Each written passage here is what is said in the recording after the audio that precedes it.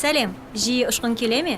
Онда Air Астана әуе компаниясының Nomad картасын ашып, ұпайларды жина. Nomad картасына ұпайларды 2 жолмен жинауға болады.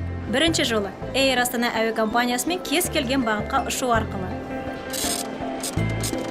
Неғұрлым алысқа ұшсаңыз, соғұрлым көп ұпай жинайсыз. Екінші жолы әуе компанияның серіктестерінің қызметін қолдану.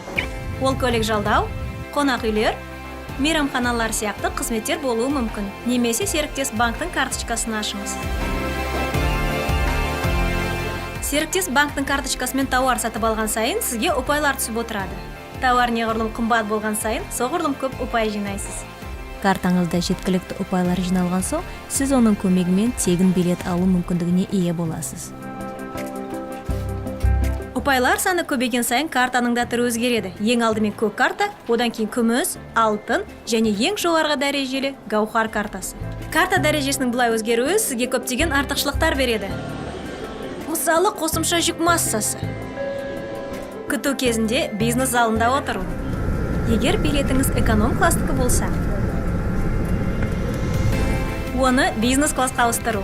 Nomad картасын қалай ашуға болады? Өте оңай. Ол үшін Air Астана әуе компаниясының сайтына кіріп, Nomad Club мәзірін таңдайсыз.